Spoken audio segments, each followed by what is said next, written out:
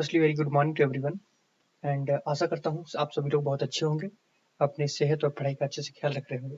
जैसा कि मैंने कहा था कि हम लोग जो अगला लेक्चर है वो यानी कि हमारे मिनरल से हम लोग स्टार्ट करने वाले हैं, ठीक है।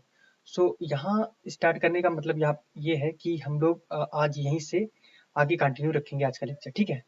सो व्हाट इज द यानी कि मिनरल बेस्ड इंडस्ट्रीज, उनके बारे में अगर जानना चाहिए तो मिनरल एक यानी कि देखो, जिस इंडस्ट्री में मिनरल का यूज हो रहा हो एज रॉ मटेरियल और उससे कोई ना कोई प्रोडक्ट तैयार हो रहा हो तो उसे क्या बोलेंगे हम, मिनरल बेस्ड इंडस्ट्रीज। जैसे industries that are use mineral and metals as a raw material called the mineral based industries. कहने का मतलब यहाँ पर यह है कि वो इंडस्ट्रीज जो क्या कर रही हैं, मिनरल को या मेटल्स को एक रॉ मटेरियल के तौर पर यूज कर रही हैं, उन सभी इंडस्ट्रीज को हम लोग क्या बोलेंगे, मिनरल बेस्ड इंडस्ट्रीज, ठीक है।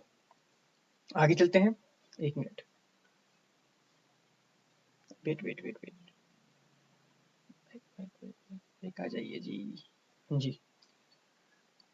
अब बात करेंगे हम लोग, एक मिनट, ज्यादा पेज निकल गया आई थिंक मेरे हिसाब से। मिनरल बेस्ड इंडस्ट्री हो गया हमारा। अब उसके बाद हम बात करेंगे आयरन बेस्ड यानी कि आयरन या स्टील इंडस्ट्री क्या है, ठीक है। सो एक किस्म से देखा जाए तो आयरन भी उसी फॉर्म में आएगा, मतलब मिनरल की जो मिनरल बेस्ड इंडस्ट्रीज है उसी से तो आयरन बनता है। सो आयरन और यानी कि स्टील इंडस्ट्री क्या है, तो जहां पर यानी कि the iron and steel industry is the basic industry since all the other industries heavy medium and light depend on it for their machinery। कहने का मतलब यहाँ पर ये है कि हमारी जो आयरन और यानी कि स्टील इंडस्ट्री है, ठीक है, ये क्या है, हमारी बेसिक इंडस्ट्रीज हैं। देखो, किसी भी इंडस्ट्रीज को चलाने के लिए सबसे पहले हमें किसकी जरूरत पड़ती है, उसका इंफ्रास्ट्रक्चर खड़ा करने में। जैसे आज हम गन्ना की बात करें, गन्ने की मिल जो चलती हैं उसमें भी लोहे का स्टील का यूज होता है। तो उसके लिए अगर देखा जाए तो बेसिक इंडस्ट्री या बेसिक यानी कि जो इंडस्ट्री हम लोग यूज कर रहे हैं तो उसमें यानी कि देखा जाए बेसिक मटेरियल क्या है, आयरन और द स्टील है। सो इसलिए हमारी ये बेसिक इंडस्ट्री बन जाती है। हैवी मीडियम, ठीक है, लाइट, कहने का मतलब यहाँ पर ये है कि इसमें क्या देखने को, ये इंडस्ट्री जो होती हैं हैवी भी होती हैं और मीडियम या हल्की टाइप की होती हैं, और डिपेंड करता है किस पर, यानी कि मशीनरी, कितनी बड़ी मशीनरी लगी बड़ी है। Steel is needed for manufacture a variety of the engineering goods. कहने का मतलब यहाँ पर यह है कि जो इंजीन यानी कि जो स्टील है वो हमें जरूरत पड़ती है किसके लिए, हमें जरूरत पड़ती है कि बड़ी बड़ी मशीनें या छोटी छोटी मशीनें बनाने के लिए। उसमें यानी कि कितना डिपेंडेंट हम उसके ऊपर, ये सभी जरूरत पड़ती है, ठीक है, जो भी हमारे इंजीनियरिंग गुड्स हैं उनको बनाने के लिए, कंस्ट्रक्शन करने के लिए, ठीक है, कंस्ट्रक्शन जो मटेरियल है उनके लिए, डिफेंस में, ठीक है, मेडिकल में, ठीक है, और टेलीफोन वगैरह जो भी हमारी यानी कि साइंटिफिक इक्विपमेंट जो भी हम बनाते हैं, ठीक है। वैरायटी ऑफ कंज्यूमर गुड्स यानी कि जितने भी कंज्यूमर उनकी वैरायटी पर डिपेंड करता है, ठीक है। ओके, एक मिनट, ओके, अगले पेज पर आते हैं, सॉरी अगले पैराग्राफ पर आते हैं। Iron and steel industry is a heavy industry because all the raw material as well as finished goods are heavy and bulky। कहने का मतलब यहाँ पर ये है कि आयरन और जो स्टील इंडस्ट्री है वो क्या है, हैवी यानी इंडस्ट्री है, क्योंकि इनका जो रॉ मटेरियल होता है और जो यानी कि फिनिश गुड होता है वो यानी कि हैवी ही होता है और बल्कि होता है, ठीक है। इसी के कारण मतलब रॉ मटेरियल भी आएगा वो भी ज्यादा मात्रा में आएगा और जो प्रोडक्ट बन के निकलेगा वो भी ज्यादा मात्रा में निकलेगा, इसीलिए इनको हैवी और यानी कि बल्कि इंडस्ट्री बोला जाता है। और इसमें यानी कि इंटेलिंग हैवी ट्रांसपोर्टेशन कॉस्ट, यानी कि इसको ढोने के लिए, मतलब एक जगह से दूसरी जगह ले जाने के लिए जो कॉस्ट है वो भी ज्यादा आता है, ठीक है। आयरन और coking coal and limestone are required in the ratio of approximately, यानी कि कहने का मतलब यहाँ पर ये है कि आयरन 4%, ठीक है, कहने का मतलब 4 के रेशियो में, और उसके बाद हमारा जो कोकिंग कोल है वो 2 के रेशियो में, और लाइमस्टोन 1%, कहने का मतलब 4%, 2%, 1% के हिसाब से हम इनको लेकर चलते हैं। फिर some quantities of the manganese are also required to harden steel, और स्टील को हार्ड करने के लिए, कठोर बनाने के लिए कुछ मात्रा में हमें क्या जरूरत पड़ती है, हमें जरूरत पड़ती है किसकी, मैग्नीज की, ठीक है। सो मैग्नीज भी इसके लिए जरूरी होता है। अगर 2019 के डाटा लेकर चले हम तो यानी कि भारत ने 111 मिलियन टन यानी कि क्रूड स्टील प्रोडक्शन किया था, ठीक है। इंडिया रैंक्ड अगर देखा जाए तो उसमें यानी कि भारत जो था दूसरी दूसरी यानी कि स्थान पर आया था अमंग जितनी वर्ल्ड की जितनी भी क्रूड प्रोड्यूसर यानी कि इंडस्ट्रीज थी, ठीक है। और ये भी देखा गया इट इज द लार्जेस्ट यानी कि producer of sponge iron. Sponge iron जो है उसमें अगर देखा जाए तो इंडिया सबसे यानी कि लार्जेस्ट प्रोड्यूसर था। दूसरी बात यह है कि इन यानी कि 2019 पर कैपिटा कंजप्शन देखा जाए तो finishing steel in the country, wait for a second, come on the paragraph या वाज ओनली अराउंड, लगभग ये देखा गया कि 74.3 kg पर एनम अगेंस्ट, यानी कि वर्ल्ड एवरेज जो था इसमें से, यानी कि कहने का मतलब इतना टोटल यानी कि इंडिया से निकल कर रहा है, टोटल वर्ल्ड का यानी कि इतना देखने को मिल रहा था, यानी कि पर एनम, ठीक है, कितना तैयार हो रहा है। सो उसमें भी अच्छा यानी कि हमने योगदान दिया। सोर्स क्या है, ministry of the steel governments India, यानी कि उससे हमने ये सब सोर्स से यानी कि निकाले हैं। किस चीज को, यहाँ पर ये देख सकते हो, देखिए यह दे रखा है कि किस ईयर में कितना प्रोडक्शन हुआ। अब प्रोडक्शन यानी कि कितना हो रहा है वो टन्स में दे रखा है। और ये सभी डाटा कहां से आया है, ये सोर्स कहां से, यानी कि जो साइट है इस पर आप विजिट करके डाटा देख सकते हो। कौन सी से, ministry of steel and government of India, वहां से, ठीक है।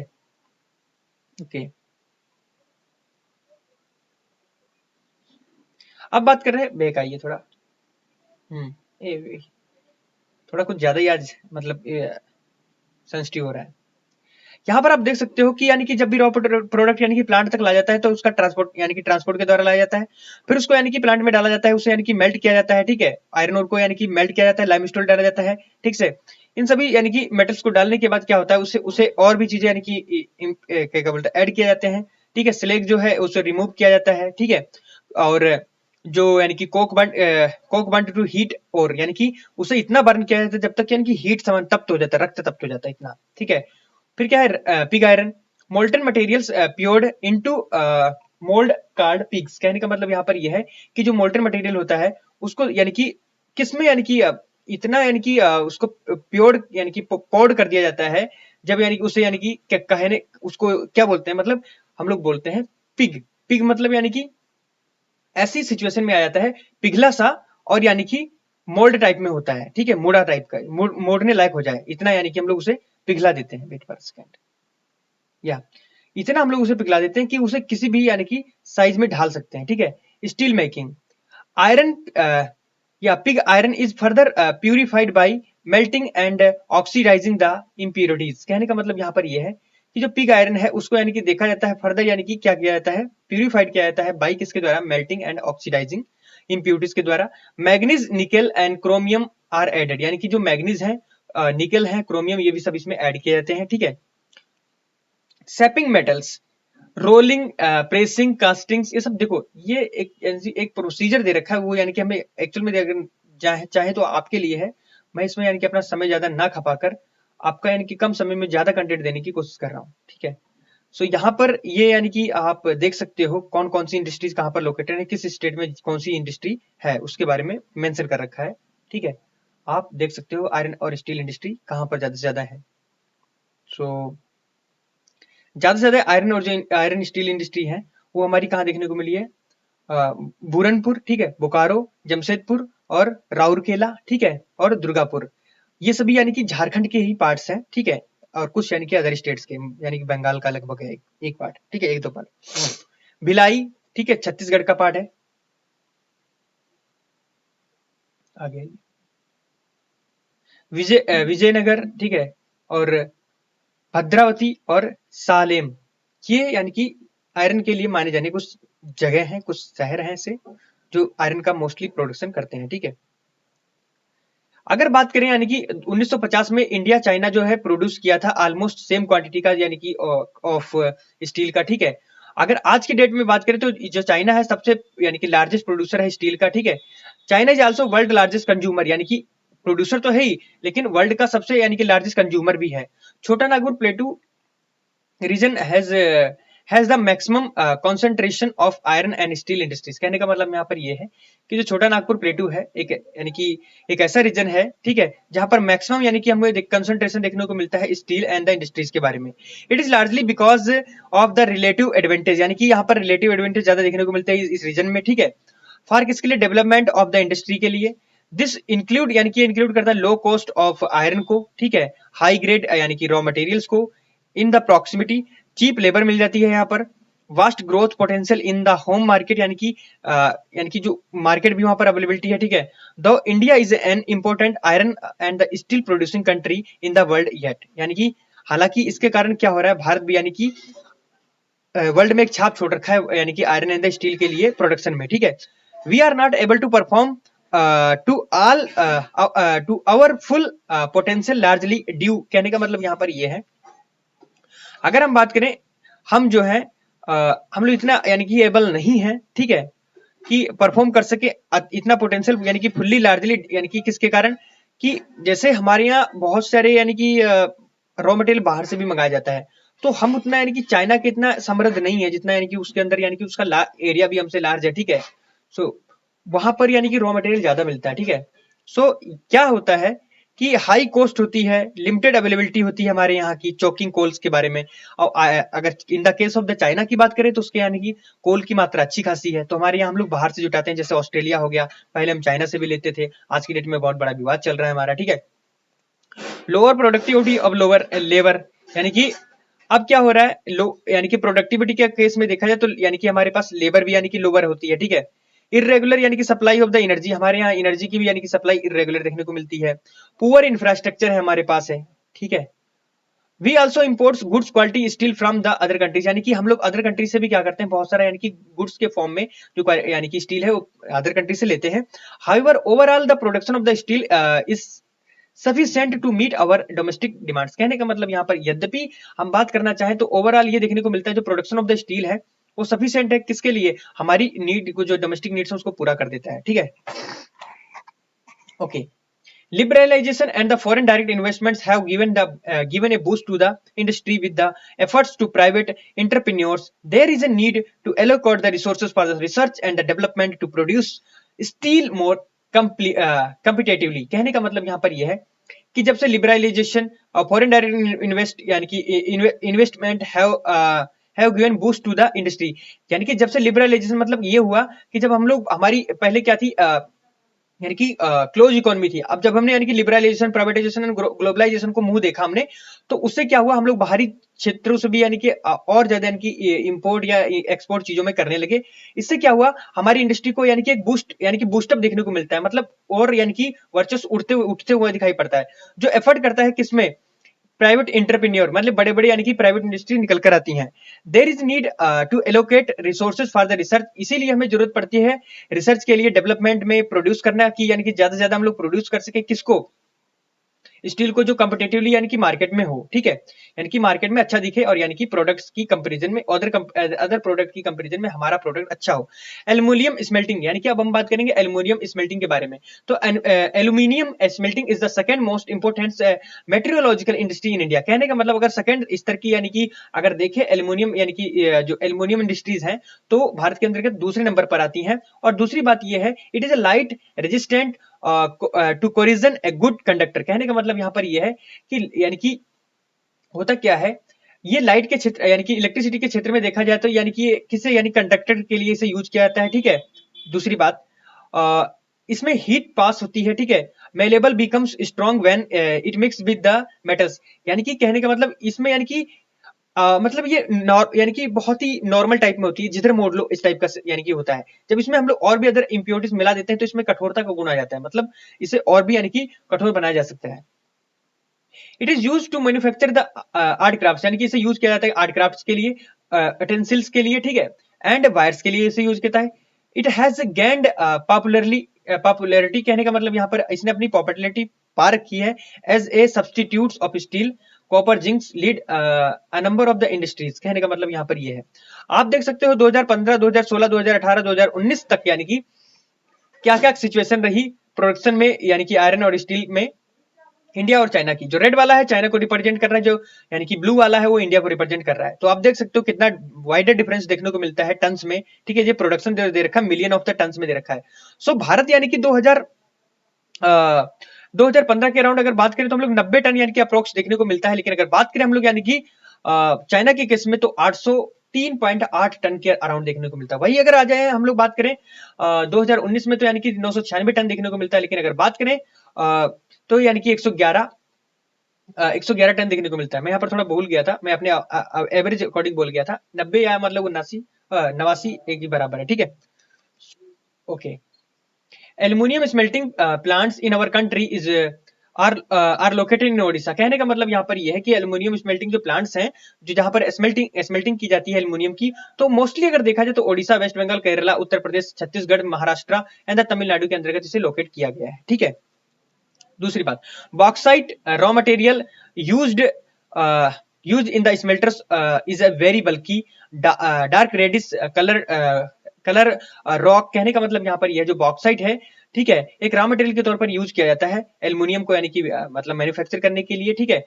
एक डार्क रेडिश कलर का होता है, ठीक है। The flow of the chart given show the process of the manufacturing, नीचे जो एक चार्ट दे रखा है वो हमें बता रखा है कि कैसे यानी कि प्रोसेसिंग की जाती है मैन्युफैक्चरिंग प्रोसीजर में एल्युमिनियम का, ठीक है। तो उसको आप देख सकते हो, समझ सकते हो, ठीक है। उससे पहले हम लोग क्या करेंगे, हम लोग यानी कि केमिकल इंडस्ट्री के बारे में जान लेते हैं। केमिकल इंडस्ट्री अगर बात करें तो हमें इसमें बहुत सारी चीजें हम लोग सीखेंगे। क्या है, हमारी पेंटिंग्स की भी यानी कि केमिकल में आते हैं, हमारी मेडिसिन भी केमिकल में आते हैं, हमारे फर्टिलाइजर भी केमिकल में आते हैं, उन सभी के बारे में हम लोग जानेंगे।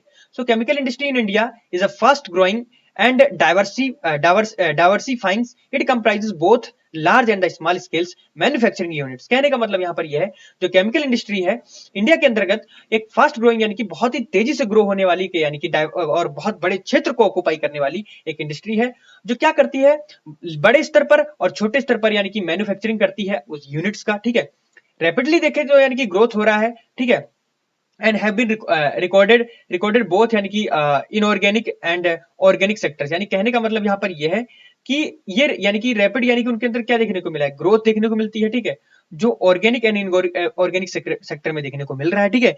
इनऑर्गेनिक में अगर बात करना चाहे तो इंक्लूड करता है यानी कि सल्फर एसिड, ठीक है, यूज टू मैन्युफैक्चर, जिससे यानी कि यूज किया जाता है किसके लिए, मैन्युफैक्चर करने के लिए फर्टिलाइजर्स, ठीक है, सिंथेटिक फाइबर्स को, प्लास्टिक्स को, ठीक है, एडेसिव यानी कि पेंट्स को, एंड यानी कि डाई स्टफ्स को, नाइट्रिक एसिड्स, ठीक है, एंड एल्कलाइज या एल्कलीज सोडा एस, ठीक है, जिससे यानी कि यूज किया जाता है यानी कि ग्लास एंड द सोप यानी कि डिटर्जेंट्स एंड पेपर की तरह, यानी कि पेपर में यूज करने में किया जाता है, ठीक है। ओके, कॉस्टिक यानी कि कॉस्टिक सोडा यानी कि बनाया जाता है इन्हीं से, ठीक है। These industries are wide spread over the country. ये जो इंडस्ट्री है पूरे यानी कि वाइड स्प्रेड मतलब बड़े स्तर से फैली हुई है। आखिरकार क्यों जरूरत है इन सभी की, उसके बारे में जानते हैं। Organic chemicals include the petrochemical, यानी कि अगर बात करें ऑर्गेनिक केमिकल की, तो अगर उनको उसमें इंक्लूड करके चलें किसको, पेट्रोकेमिकल को, which are used for the manufacturing, जिसको यूज किया जाता है manufacturing of the synthetic fibres, जिसको यानी कि यूज किया जाता है किसके लिए, सिंथेटिक फाइबर के लिए, systematic rubber, plastics, dyeing stuffs, drug and यानी कि pharmaceuticals. Chemical industry a chemical industry is its own largest consumer। कहने का मतलब यहाँ पर यह है कि केमिकल इंडस्ट्री इतनी सारी होने के बावजूद भी यहाँ पर क्या है, इसके लार्जेस्ट यानी कि कंज्यूमर भी देखने को मिलती है, ठीक है।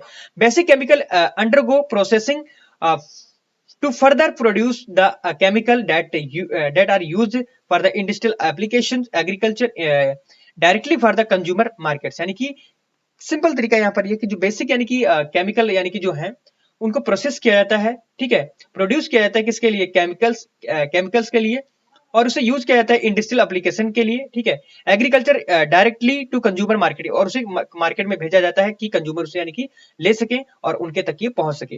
फर्टिलाइजर इंडस्ट्री की बात करेंगे। फर्टिलाइजर इंडस्ट्री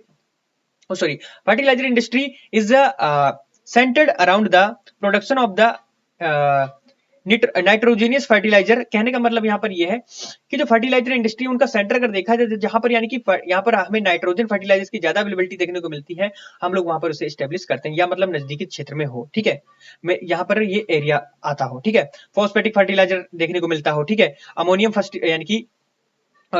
यानी कि फॉस्फेट्स, जिसे डीएपी भी बोल जाता है, एंड कॉम्प्लेक्स फर्टिलाइजर जो भी यानी कि इसमें आते हैं, ठीक है, विच है कॉम्बिनेशन ऑफ यानी कि जिसमें यानी कि अगर कॉम्प्लेक्स फर्टिलाइजर में बात करना जाए तो हम लोग यानी कि जिसमें नाइट्रोजन, फास्फोरस और यानी कि पोटास, जिसको हम लोग मेनली अगर बोलते हैं एनपीके, ठीक है। ओके,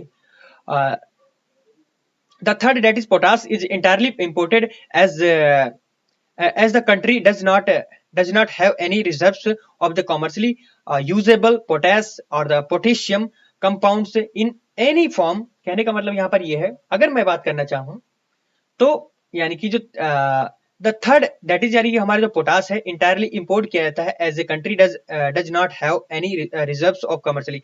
इसे यानी कि क्या किया जाता है, इंपोर्ट किया जाता है, क्योंकि हमारे पास अगर कमर्शियली तरीके से देखा जाए तो हमारे पास इसका कोई यानी कि रिसोर्स नहीं है, रिजर्व्स नहीं है, ठीक है। सो हम इसे खरीदते हैं बाहर से और लाते हैं, जिसे हम लोग यूजेबल बनाते हैं पोटास पोटेशियम कंपाउंड्स, ठीक है, फॉर एनी फॉर्म के लिए, किसी भी चीज के लिए, मतलब बहुत सारी चीजें हम लोग यानी कि कहते हैं पोटास बनाना है, पोटास डालना है, तो खेतों में भी डालते हैं। जैसे कि यानी कि आप ग्रीन रिवोल्यूशन बीता, उसके बाद क्या हुआ, जो इंडस्ट्री थी वो फैली, ठीक है। Several other parts of the country, यानी कि कंट्री के और भी पार्ट्स में फैली, जिसमें बात करूं मैं गुजरात, तमिलनाडु, उत्तर प्रदेश, ठीक है, केरला, जो कंट्रीब्यूट करते हैं towards half of the fertiliser production, ठीक है। ये सब छोड़ो, बात करते हैं आगे सीमेंट इंडस्ट्री के बारे में। बाकी उससे पहले भी एक चीज देखना चाहो तो, यानी कि अदर सिग्निफिकेंट प्रोड्यूसर अगर देखा जाए तो उसमें आंध्र प्रदेश हमारा, यानी कि और ओडिशा आ जाता है, राजस्थान आ जाता है, ठीक है, और बिहार आ जाता है, और उससे पहले महाराष्ट्र, असम और बंगाल और गोवा, दिल्ली, मध्य प्रदेश, कर्नाटक, ये सभी यानी आते हैं, जिसमें यानी कि हम लोग देखते हैं क्या, हमें हमारे इंडस्ट्री का यानी कि ज्यादा बोलबाला देखने को मिलता है। ओके, सो भैया अब मैं बात कर रहा हूँ यानी कि सीमेंट इंडस्ट्री के बारे में। आखिरकार सीमेंट इंडस्ट्री को क्यों यूज करते हैं, किस लिए यूज करते हैं, क्यों जरूरत है, ठीक है। तो बेसिकली हम जिस घर में बैठे पड़े हैं उसमें भी सीमेंट का ही यूज हुआ है, ठीक है। तो मतलब पहली एक्टिविटी में देखा जाए तो कंस्ट्रक्शन के लिए यूज किया जाता है, बिल्डिंग बनाने के लिए यूज किया जाता है, ठीक है, फैक्ट्री, ब्रिज, ठीक है, रोड्स, एयरपोर्ट्स, डैम्स, यानी कि सभी चीजों के लिए हम लोग केमिकल, यानी कि केमिकल इंडस्ट्रीज के अंतर्गत अगर देखें, सीमेंट इंडस्ट्री जो है उसका यानी कि सीमेंट का प्रयोग किया जाता है इन चीजों को स्टेब्लिश करने के लिए। This industry requires bulky and heavy raw material. ये जो इंडस्ट्री है वो उसको जरूरत पड़ती है किसके लिए, ज्यादा से ज्यादा मात्रा में, किसको, सीमेंट की।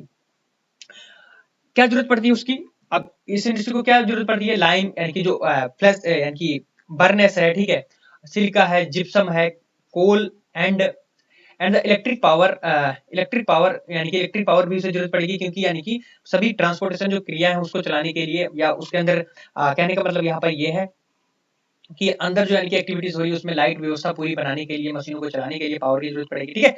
ओके, आते हैं नीचे। So the industry has a strategically located plants in the Gujarat have a suitable access to the market in the Gulf countries। कहने का मतलब यहाँ पर यह है, इस इंडस्ट्री को यानी कि अगर देखा जाए तो मेनली गुजरात में देखने को मिलती है, ठीक है। क्या मतलब उसका, यानी कि हम लोग उससे जो गल्फ कंट्रीज है उससे यानी कि हमारा एक्सेस रहता है मार्केट में बेचने के लिए, ठीक है, उनसे लेने के लिए, ये भी है, ठीक है।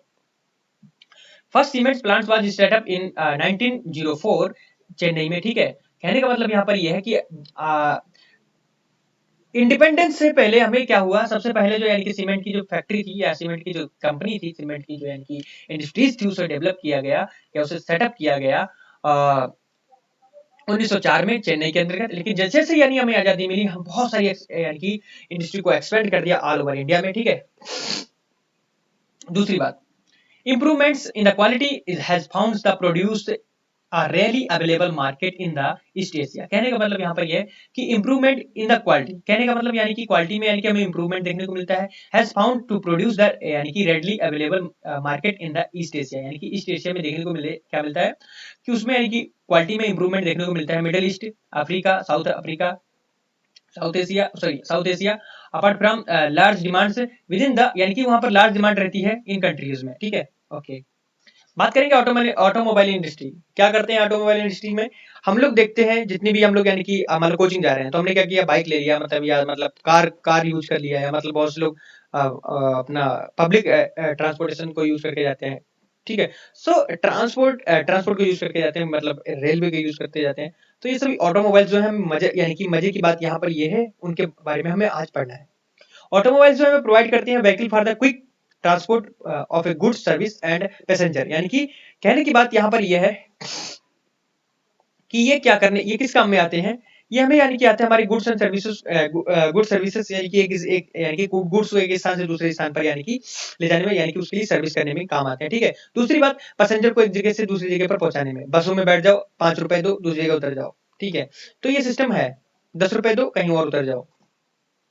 इन सभी में अगर देखा जाए तो ट्रक्स, हमारी बसेस हैं, कार्स हैं, मोटरसाइकिल, स्कूटर्स हैं, 3 व्हीलर हैं, मल्टी यूटिलिटी व्हीकल्स हैं, ये सभी मैन्युफैक्चर किए जाते हैं इंडिया के अंतर्गत एट अ वेरियस सेंटर, यानी कि बहुत सारे इसके सेंटर्स हैं। आफ्टर द लिबरलाइजेशन, या जैसे यानी कि हमने यानी कि वैश्विक यानी कि देशों से हमारे अपना कनेक्शन जुड़ता है, सभी यानी कि एक वैश्विक यानी कि हमें क्या देखने को मिलता है, एक विचार व्यवहार को विमर्श करने का एक मौका मिलता है, लिबरलाइजेशन हम लोग जैसे बोलते हैं। The coming of the new contemporary model situation, यानी कि या stimulated stimulated the demands for the vehicles in the market which led to the healthy growth of the industry। कहने का मतलब यहाँ पर यह है, इन सभी को हो जाने के कारण होता क्या है, मार्केट में क्या देखने को मिलता है, एक वर्चस्व बढ़ता हुआ दिखाई पड़ता है, ग्रोथ दिखाई पड़ती है। इंडस्ट्री इंक्लूड करती है किसको, यानी कि जिसमें हमारी पैसेंजर कार्स हैं, ठीक है, 2 व्हीलर्स हैं या 3 व्हीलर्स हैं, इन सभी में क्या देखने को मिलता है, ये बढ़ती हैं, ठीक है। अब इन सभी को यानी कि इंडस्ट्री को कहाँ लोकेट किया गया, तो जैसे हम बात करें दिल्ली है, गुड़गांव है, मुंबई है, पुणे है, चेन्नई है, कोलकाता है, लखनऊ है, इंदौर है, हैदराबाद है, इंचेस और जमशेदपुर है और बेंगलुरु, ये सब यानी कि मेनली इन शहर में देखी गई हैं और यहाँ पर ये एस्टेब्लिश हैं, ठीक है। अब बात करेंगे information technology and the electric industry यानी कि आईटी के बारे में बात करेंगे, ठीक है। यानी आज की डेट में देखा जाए तो ये एक बढ़ती हुई, ठीक है, लार्जेस्ट मतलब एक इंडस्ट्री है जो बहुत ही आजकल यूज में आ रही है। So electronic industry covers wide wide range products, कहने का मतलब यहाँ पर ये है कि जो इलेक्ट्रॉनिक इंडस्ट्री है वो कवर करती है वाइड रेंज यानी कि products from the transistor sets to the television, कहने का मतलब एक छोटे से ट्रांजिस्टर सेट से टेलीविजन तक की हम बात कर रहे हैं, ठीक है। उसमें कभी क्या होता है, जैसे मैं लैपटॉप में बैठा पड़ा हूँ, अब मैं चाहूँ तो कनेक्ट करके मैं अपने दोस्त से बात कर सकता हूँ, तो सभी ये किस में आएंगे, आईटी में। अब मैं कहीं यहाँ से अगर बैठकर सीसीटीवी कैमरे का कहीं से फुटेज देख रहा हूँ, तो वो भी यानी कि किसका काम है, यानी कि आईटी का। अगर मैं यहाँ से बैठकर किसी को ट्रैक कर रहा हूँ, वो भी काम है किसका, आईटी का, ठीक है। टेलीफोन सेलुलर टेलीकॉम्स यानी कि जो हमारा टेलीफोन्स है, telephone exchange, radar, computers and many other यानी कि जो हमारे इक्विपमेंट्स है रिक्वायर करते हैं सभी यानी कि टेलीकम्युनिकेशन इंडस्ट्री के लिए, ठीक है। इसमें देखा जाए बेंगलुरु एक सबसे अच्छा यानी कि एक इमर्ज होकर यानी कि हमारे पास आता है टेली यानी कि इलेक्ट्रॉनिक यानी कि कैपिटल ऑफ इंडिया की, ठीक है। अगर ये कोई क्वेश्चन उठ सकता है यहाँ से, क्या which one of the is electronic capital of India. So उसमें से बेंगलुरु दे देगा, दिल्ली दे देगा, मुंबई दे देगा, चेन्नई दे देगा। सो इसमें से आंसर यानी कि इसके लिए और भी कुछ ऑप्शन हो सकते हैं, लेकिन आंसर उसमें एक बेंगलोर जरूर होगा, तो बेंगलोर हमारा आंसर रहेगा, ठीक है। Okay, so other important centres for the electronic goods, यानी कि और भी यानी कि अगर देखा जाए तो इलेक्ट्रॉनिक गुड्स में अगर देखा जाए तो बहुत सारे हैं, जिसमें हम बात करें तो मेनली मुंबई, दिल्ली, हैदराबाद, पुणे, चेन्नई, कोलकाता, लखनऊ एंड कोयम्बटूर, ठीक है। ये सभी मेजर यानी कि क्या इंडस्ट्री कंसर्ट यानी कि कंसंट्रेशन इज एट बेंगलुरु, इनका सभी यानी कि कंसंट्रेशन यानी कि आपको देखने को मिलता है बेंगलुरु में, ठीक है। नोएडा, मुंबई, चेन्नई, हैदराबाद, पुणे, यानी कि इनका ज्यादा से ज्यादा कंसंट्रेशन सबसे ज्यादा बेंगलुरु में, उसके बाद हमारा नोएडा, मुंबई, ठीक है। उत्तर प्रदेश में यानी कि हमारा क्या रहता है, नोएडा, मुंबई महाराष्ट्र, चेन्नई तमिलनाडु, ठीक है, हैदराबाद यानी कि आंध्र प्रदेश, ठीक है, और पुणे महाराष्ट्र, ठीक है। सो ये सभी मेजर यानी कि कंट्रीज है यानी कि सॉरी सिटीज है जिस पर यानी कि हम ज्यादा से ज्यादा डिपेंडेंट हैं इन सभी को करेक्ट करने के लिए। वाटर पोल्यूशन की बात करें तो क्या दिक्कत करती है, क्या कैसे होता है, ठीक है। तो water pollution is caused by the organic and the inorganic industrial waste and effluents discharge into the rivers, कहने का मतलब यहाँ पर यह है कि वो वाटर जो यानी कि गंदा होता है, ठीक है। और दूसरी बात, जिसमें ऑर्गेनिक एंड इनऑर्गेनिक यानी कि इंडस्ट्रियल वेस्ट मिला होता है, वो सभी यानी कि वाटर, हम लोग वाटर को जब यानी कि रिवर में डिस्चार्ज करते हैं तो एक किस्म से कंडीशन खड़ी कर देता है हमारी पीने वाले जो जिसमें जलीय जीव हैं या हम पीते हैं उनके लिए एक पोल्यूशन क्रिएट कर देता है जो हमारी बॉडी में पहुंच जाता है। और पोल्यूशन अगर देखा जाए तो एनर्जी से ज्यादा देर तक यानी कि हमारी बॉडी में रहता है। तीसरी बात मैं ये बोलूंगा कि वो लंबे समय तक रहता है और यानी कि हमें डैमेज एक किस्म से करता रहता है, ठीक है। ये सभी चीजें निकलता नहीं जल्दी क्योंकि इट्स नॉट अ डाइजेस्टेबल।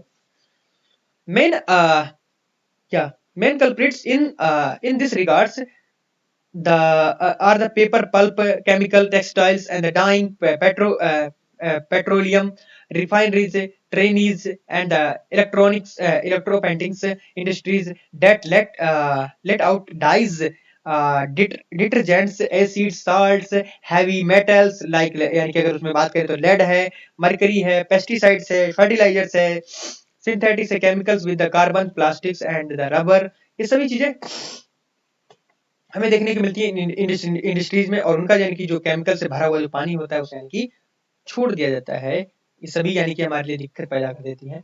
अब बात करें फ्लाई एश मतलब उड़ती हुई राख, जो ये आजकल के डेट में बहुत बड़ा यानी कि कारण पैदा कर रही है। आज ही न्यूज में यानी कि था, मैंने शायद पढ़ा था गुजरात के क्षेत्र में यानी कि सब कुछ हो रहा है, ठीक है। Phospho, fly ash, phosphor, gypsum, and iron, and the steel slags are the major slides west in India। ये सभी यानी कि क्या है, इंडिया के अंदर यानी देखने को मिलते हैं। थर्मल पोल्यूशन, अब थर्मल पोल्यूशन क्या है। सो थर्मल पावर के बारे में जानते हैं तो मतलब पोल्यूशन के बारे में जान जाएंगे। तो कैसे जान देंगे, होता क्या है वहां से यानी कि जो हॉट हॉट वाटर होता है, क्या कर दिया जाता है, हॉट हॉट वाटर को क्या करते हैं फैक्ट्री से निकाला जाता है और इस सब थर्मल प्लांट से निकलने वाला जो यानी कि वाटर होता है उसे ड्रेन कर दिया जाता है रिवर में। तो होता क्या है, वो जैसे ही पानी अंदर जाता है तो कूल तो होता है, हो नहीं पाता है, वो ठंडा होने से पहले ही यानी कि उसके अंदर पहुंच जाता है। अब होता क्या है, बहुत सारे जो अंदर एक्वाटिक प्लांट्स थे, यानी कि एक्वाटिक हमारी जो मतलब फिशेस थी वो मर जाती हैं, उससे यानी कि गंध फैलती है और एक किस्म से पॉल्यूशन क्रिएट करता है। जो उसके अंदर यानी कि एक्वाटिक प्लांट्स थे वो भी यानी कि दिक्कत करती हैं। दिक्कत क्या करती हैं कि वो जो प्लांट्स थे सड़ने लगते हैं, और जैसे सड़ेंगे एक यानी कि किण्वन क्रिया होगी। किण्वन क्रिया से मतलब यानी कि एक सड़न क्रिया होगी। तो सड़न क्रिया का मतलब यहाँ पर यह है कि और भी प्लांट्स जो हैं या मतलब और भी फिशेस हैं और भी अंदर जो एनिमल्स हैं, मतलब जो अंदर यानी कि जो भी यानी कि जीव जंतु हैं उनको यानी कि क्या पहुंचेगा, एक खतरा पहुंचेगा। Waste from the nuclear power plants, nuclear and the weapon productions facilities cause cancer, birth defects, and the miscarriage. Soil and the water pollution are the closely related. Dumping of the waste, especially glass, harmful chemicals, industrial equipments, effluents, packaging, salts, garbage, and render the soils useless. Rainwater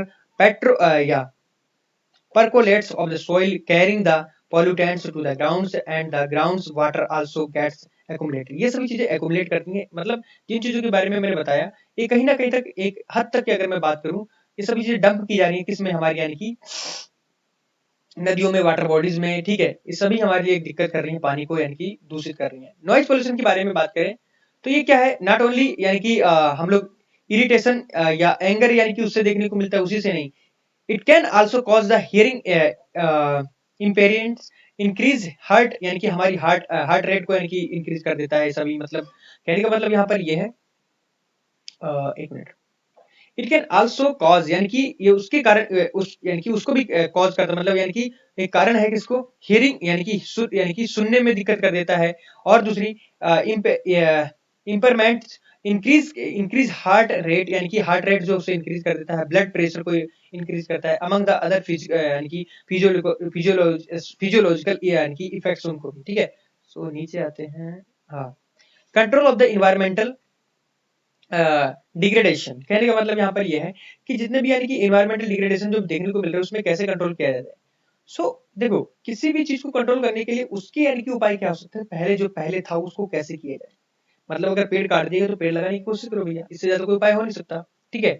अगर मान लो आपने landslide देखा है, वहां पर land को कैसे भी यानी कि जुटाओ, वहां पर अच्छे से करो, मेंटेन करो, घास होने दो, ज्यादा ग्रेजिंग मत कराओ। तो ये सभी फैक्टर्स हैं, ठीक है। Every litre of the waste water यानी कि प्रत्येक यानी कि लीटर जो वेस्ट वाटर है, डिस्चार्ज बाय अवर यानी कि इंडस्ट्री, हमारी इंडस्ट्री के द्वारा क्या किया जाता है, उसे डिस्चार्ज किया जाता है, pollutes 8 times the quantity of weight for second, या quality of the fresh waters. How can industrial यानी कि pollution of the fresh water is reduce, यानी कि हमारे इंडस्ट्रियल वाटर को कैसे यानी कि रिड्यूस किया जाता है उसके बारे में हम सब पढ़ेंगे। सो होता क्या है, मिनिमाइज करिए यूज ऑफ द यानी कि प्रोसेसिंग बाय द यानी कि रीयूजिंग।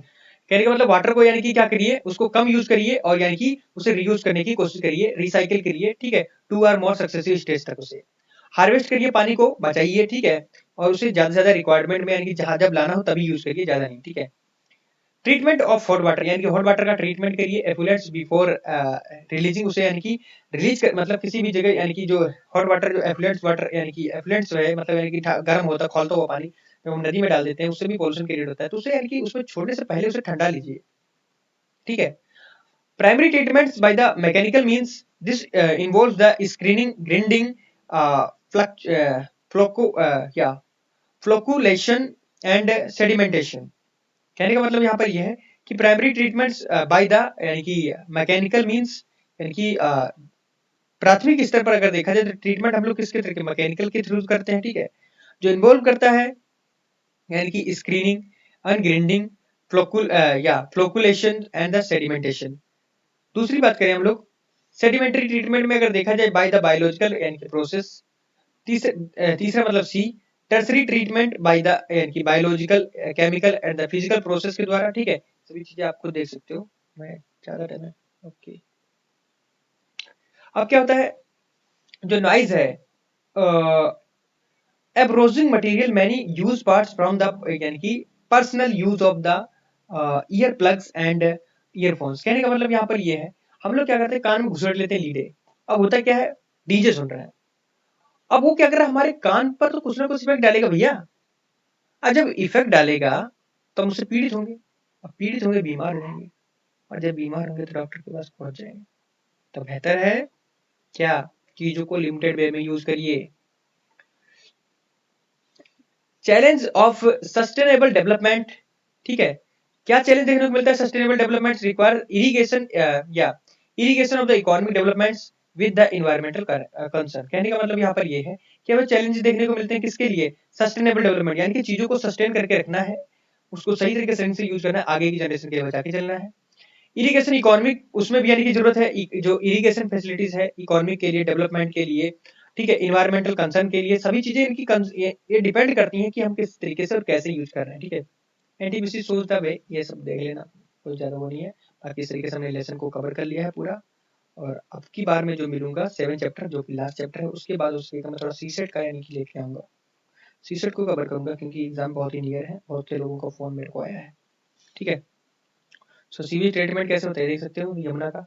और ये एक प्लांट दे रखा है जो गुंदम है, रामागुंदम प्लांट, उसके बारे में दे रखा है, ये खुद यानी कि यूट्यूब पे सर्च करके देख सकते हो, जो कि बेहतर है हमारे लिए। So thank you for watching this my video and